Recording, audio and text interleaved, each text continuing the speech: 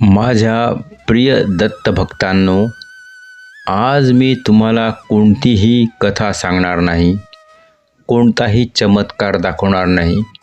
आजचा प्रश्न खूप साधा आहे. मी दत्तभक्त आहे का? कारण मंदिरात जाणं म्हणजे भक्ती नाही, फोटो ठेवणं म्हणजे भक्ती नाही, नाव घेणं म्हणजे भक्ती नाही. दत्तभक्ती म्हणजे अंतःकरणात घडलेला बदल. एक प्रामाणिक सूचना खूप महत्त्वाची आहे. हा व्हिडिओ इतरांना तपासण्यासाठी नाही, कोणाला कमी लेखण्यासाठी नाही. हा व्हिडिओ आहे स्वतःकडे पाहण्यासाठी. जर तुम्ही स्वतःला सुधारायला तयार असाल, अहंकार बाजूला ठेवू शकत असाल, तरच पुढे ऐका. दत्तगुरू भक्त म्हणजे कोण? दत्तगुरू भक्त म्हणजे जो संकटातही गुरुला दोष देत नाही, सुखातही नम्र राहतो आणि आयुष्याला प्रसाद मानतो. गुरुचरित्रात म्हटलं आहे, जो गुरुला समजतो तोच त्याचा भक्त. लक्षणं सांगण्याआधी एक गोष्ट लक्षात ठेवा. ही 7 लक्षणं म्हणजे परीक्षा नाही, गुणपत्रक नाही. ही आहेत दिशा दर्शवणारी चिन्ह. यापैकी 2-3 जरी जुळली तरी तुम्ही त्या मार्गावर आहात. लक्षण 1. दत्तभक्त स्वतःला मोठं समजत नाहीत. खरा दत्तभक्त मी खूप जप करतो असं सांगत नाही, मला अनुभव आला असा गवगवा करत नाही. कारण गुरु जवळ आल्यावर अहंकार गळतो. स्वामी समर्थ म्हणतात, ज्याला मी भेटतो तो स्वतःला कमी समजायला शिकतो. जर तुमचं बोलणं सौम्य झालंय, तुमचा आवाज कमी झाला आहे, तुमचं ऐकणं वाढलं आहे, हे पहिलं लक्षण आहे. लक्षण 2. संकटात तक्रार नाही, संवाद असतो. दत्तभक्त संकटात म्हणत नाही, माझ्याच बाबतीत असं का? तो म्हणतो, हे गुरुदेव, मला यातून काय शिकायचं आहे? प्रश्न बदलतो आणि आयुष्य बदलतं. जर आज अडचण आली पण मन पूर्ण कोसळलं नाही, हे दत्तकृपेचं लक्षण आहे. लक्षण 3. दत्तभक्ताचं मन हळूहळू शांत होतं. लक्षात ठेवा, शांतता म्हणजे हसू नाही, शांतता म्हणजे समस्या नसणं नाही, शांतता म्हणजे परिस्थिती असूनही मन स्थिर. जर तुम्ही पूर्वीसारखे लगेच भडकत नाही, राग थोडा लवकर शांत होतो, विचारांमध्ये थोडी जागा तयार होते, हे गुरुकृपेचं काम चालू आहे. इथेच अनेक लोक चुकतात. ते म्हणतात, मंत्र घेतला तरी मन शांत होत नाही. पण मन शांत व्हायला काळ लागतो. दत्तभक्ती म्हणजे हळूहळू विरघळणारा अहंकार. लक्षण 4. दत्तभक्ताला लोक बदलायला कमी, स्वतःला बदलायला जास्त आवडतं. खोटा भक्त म्हणतो, ते लोक वाईट आहेत. खरा भक्त विचारतो, मी यात काय सुधार करू शकतो? दोषारोप कमी होतो, आत्मपरीक्षण वाढतं.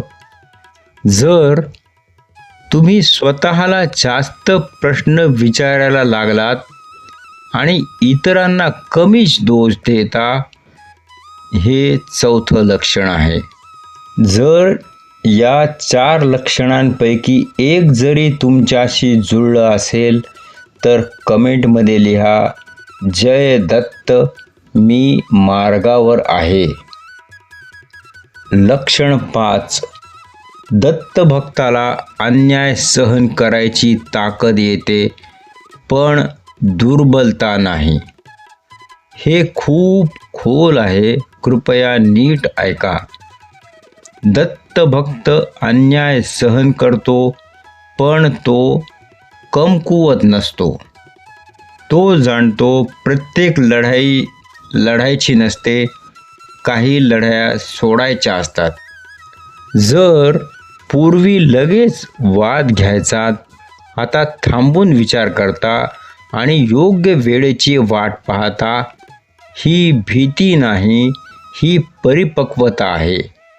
स्वामी समर्थ म्हणतात, सहनशीलता ही माझ्या भक्तांची ढाल आहे. इथेच अनेक लोक गोंधळतात. लोक म्हणतात, मी गप्प बसलो म्हणजे मी हारलो.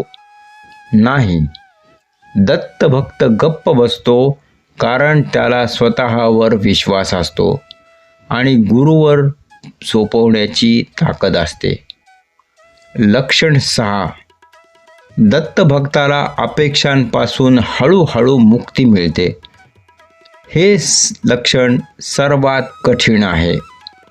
दत्त भक्त काही मागतो, पण हट्ट करत नाही.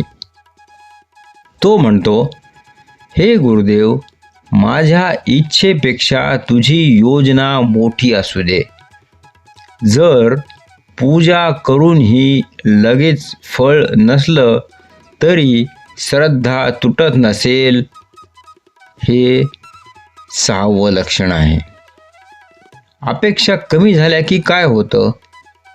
मन हलकं होतं, तुलना कमी होते, इतरांचं यश टोचत नाही आणि हाच मोठा बदल आहे. गुरुचरित्रात म्हटलं आहे, जो अपेक्षा सोडतो तोच कृपेला पात्र होतो.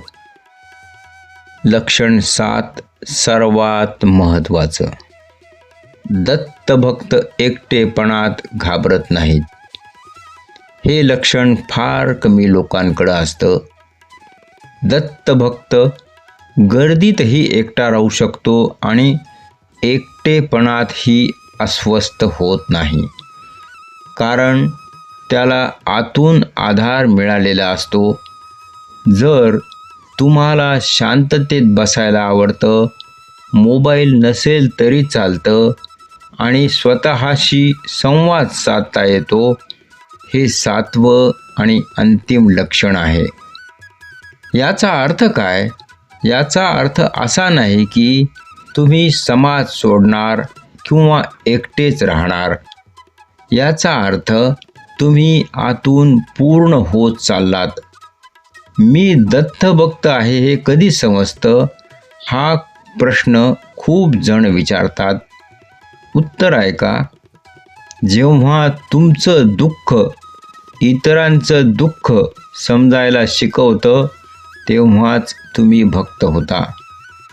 जर तुमचा त्रास तुम्हाला कठोर बनवत नाही, तर समजूतदार बनवतो. हे दत्तकृपेचं स्पष्ट चिन्ह आहे. दत्त भक्ताची खरी परीक्षा कधी होते? मंदिरात नाही, पूजेत नाही. परीक्षा होते तेव्हा तुमच्यावर अन्याय होतो, पण तुम्ही सूड घेत नाही, तर योग्य मार्ग निवडता. तेव्हा गुरु पाहतो, हा माझ्या नावाला योग्य आहे का? या 7 पैकी एक जरी लक्षण मनाला भिडलं असेल तर कॉमेंटमध्ये लिहा, जय दत्त, मला स्वतःला सुधारायचं आहे. माझ्या प्रिय दत्त भक्तांनो, अनेक जण विचारतात, मी जप करतो, नियम करतो, तरी माझ्या आयुष्यात बदल कुठे आहे? आज मी तुम्हाला एक गोष्ट स्पष्ट सांगतो. दत्तकृपा आधी आयुष्य बदलत नाही, ती आधी माणूस बदलते. आणि माणूस बदलला की आयुष्य आपोआप बदलायला लागतं. बदल लगेच का दिसत नाहीत? कारण आपण बदल शोधतो पैशात, नोकरीत, नात्यात, पण गुरु बदल करतो दृष्टिकोनात. जसं डोळ्याचा नंबर बदलला, जग तेच असतं पण दिसणं बदलतं. दत्तकृपेची पहिली खूण प्रतिक्रिया बदलते. हा बदल तुम्हाला कळतही नाही. पूर्वी कोणी दुखावलं तर राग येत होता, अपयश आलं की निराशा होती. आता दुखावलं तर शांतता, अपयश आलं तर विचार. परिस्थिती तीच, प्रतिक्रिया वेगळी. हीच दत्तकृपेची पहिली पायरी आहे. माझं नशीब बदललं नाही हा मोठा गैरसमज. दत्तभक्त नशीब बदलण्याची वाट पाहत नाहीत. तो म्हणतो, मला जे मिळालं त्यातून मी काय बनतो हे महत्त्वाचं आहे. जेव्हा ही समज येते तेथून बदल सुरू होतो. दत्तभक्ताची परीक्षा ही लक्षात ठेवा. हो भक्तांनो, दत्तकृपा आली की परीक्षा नक्की येते. पण परीक्षा म्हणजे शिक्षा नाही. परीक्षा येते संयम तपासायला. अहंकार परत येतो का पाहायला. भक्ती खरी आहे का तपासायला. जर त्यावेळी तुम्ही गुरुला दोष दिला नाही, घाईघाईत निर्णय घेतला नाही, तर समजा तुम्ही पुढच्या टप्प्यावर गेलात. कृपा कधी उशिरा येते असं का वाटतं?